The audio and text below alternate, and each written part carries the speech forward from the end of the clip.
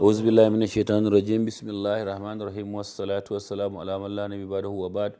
Yan uwa masu kallon mu da sauraron mu a wannan shiri na Africa TV3 a wannan rana ta 19 ga watan Ramadan, muna muku barka da lokaci, barka da zuwa wannan shiri namu na fa'idar azumi a lafiyar dan adam a wannan wata mai alfarma, watan Ramadan. Jiya muna bayani akan ciwon suga da yadda ake gadonsa da fa'idar watakila shan magani da motsa jiki ciwon suga, faruwarsa da kuma watakila yadda yanayinsa yake a jiki har abin nan da a samu sauƙin shi da sauransu. A jiya muna bayani kan in an ci abinci, saboda shi ciwon suga tasirinsa idan za a ci abinci dole sai an samu sinadarin da zai zama makwafin insulin. Idan aka samu sinadarin da ya zama shine zai zama madadin insulin din, ko kuma ya ɗauki matsayin shi, ko kuma ya zaburar da insulin, to shine maganin an samu maganin ciwon suga kenan. To fa'idar wannan kenan. To idan ya zama na cewa mutum ma ba zai ci abinci ba, ko kuma a rage abincin da ake ci, to insha Allah za a samu sauƙin ciwon suga. To wannan shi ya kawo muhallin shahid. Idan azumi ya zo, watan azumi wata ne wanda ake karantar da abincin da ake ci, yakan zama ya yi karanci sosai. To idan ko ya zama cewa babu abinci, saboda haka duk a ce ma suga ya yi yawa a jikin ɗan adam, a ce an rasa yadda za a yi da shi ma bai taso ba. To shi yasa idan watan azumi ya zo, shawarar da muke ba marasa lafiya da kuma likitoci shine akan yi ƙoƙari a rage yawan magani da ƙarfin maganin da ake abin gannan, da yawanci maganin da ake sha, a yi ƙoƙari a rage ƙarfinsa ya zama daidai da abincin da mutum yake ci, saboda ya zama na cewa ba a saukar da suga kuma ya yi ƙasa ba. Saboda shi suga, idan mutum yana da ciwon suga, ana so a saukar da sugan ya dawo daidai inda jiki zai, kamar dai gudun mota misali, kar ya wuce kima sai a zauna lafiya. Amma in yi sama da yawa matsala ne, idan yi ƙasa da yawa shi ma matsala ne. In fact, wanda suka san ilimin ciwon suga sukan yi magana cewa da suga ya yi ƙasa gwanda ma ya sama ɗin. Saman za a iya samun da za a yi maganinsa, amma idan ya yi wata ƙasar, to yana ganin akwai problem ɗin da zai iya yiwa ma ya zama ya nakasa rayuwa, wanda ba haka ake so ba. To wannan shi ne bayani akan ciwon suga.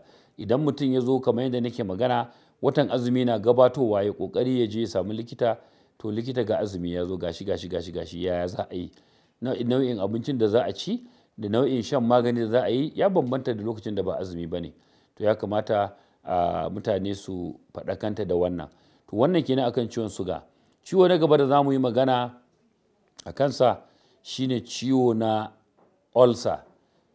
Mutane da yawa suna magana cewa su suna da ulcer, saboda haka likita ya ce su daina barin ciki su da yawa ba su yi azumi ba. To abin da nake so in gaya wa mutane shine wannan ulcer dai, to ba ciwo ne wanda za a ce ya dawoma a cikin ɗan adam har ya zo ya hana shi yin azumi ba. Kamar yadda nake ta faɗa ko da yaushe muka zauna, sabo da ci shine yake kawo yunwa. Idan mutum ya haƙura ya jajirce, ba wata ulcer da ta na cin abinci. To amma saura da me, akwai wani abu da yake yana yanayi da ulcer din, wanda shi yake rikita mutane da yawa, sai likitoci sai a ce ai mutum yana da ulcer, saboda haka gashi da za a yi. So abin da nake so mutane su fahimta shine, maganar da muka yi cewa ba a so a rika cin abinci tsakar dare.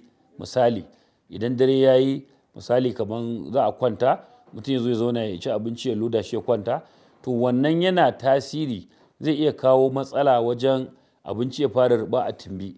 Idan abinci ya ruba a tumbi, to hanji ba zai amshe shi ba, zai rika dawo da shi baya, mutum ya rika gyatsa, ya rika dawowa kamar yana magwas ake kiran shi. Magwas shine abinci mutum ya gyatsa mara daɗi da abincin da ya riɓe ya ji ba daɗi. To wannan idan ya tashi magwas nan, a cikin tumbin ɗan adam dama akwai sinadari da ake kiran shi acid, hydrochloric acid, wanda fa'idarsa shine ya zama ya kashe duk ƙwayoyin cutar da zai iya yiwuwa an ci abinci tare da shi ya shiga cikin ciki. To wannan acid shi yake kawo damuwan da watakila zai yi kama da in yana tumbuɗuwa ya sama, shi makogoro ba shi da watakila protection daga acid ɗin. Kamar yadda in tumbi yake aka yanka dabba misali aka ɗauki, za a ga tumbin ya yi misali ya yi kaman velvet ake kiran shi, yana da resistance, ba shi da yana da kariya misali. To idan ya zama na cewa acid din ya shiga makogoro wanda shi subul yake, sai ya rika kona shi ya ji masa ciwo, to wannan zai zama ya kawo sanadiyan abin da ake kiran shi ulceration. To amma wannan ba ulcer ake kiran shi ba, ana kiran shi gastroesophageal reflux disease. Reflux ne, abincin da yake ciki da acid sun yi kamar tumbuɗi, sun dawo sun kona makogoro. To wannan zai rika ba da zafi da sauransu, wanda kuma ko da ruwa mutum ya ɗauka a kofi ya sha, zai wanke wannan acid din sai ya ji ya samu sauki, sai ya ɗauka cewa ai magani ne. To in ya sha maganin ulcer shi ma abin da yake kenan, zai zo ya rufe wajen ulcer ko abin da ya samu inda aka kona din sai ya zama kamar ya samu sauki. To wannan ba ulcer bane, wannan ciwo ne da cin abinci akan rashin fahimta da kan ka'ida ya kawo, wanda idan mutum bai ci abinci ba zai samu ba. Kuma koda da azumin mutum ya lura, duk lokacin da aka yi azumi mutum ya zauna ya loda abinci ya koma ya kwanta yana bacci, wahalar da zai sha wanda ma a ce ɗore da ya yi. To an nuna mana cewa lokaci ya karato, so za mu tsaya a nan insha Allah, sai shiri na gaba insha Allah za mu ɗora. Wassalamu alaikum wa rahmatullahi ta'ala wa barakatuh.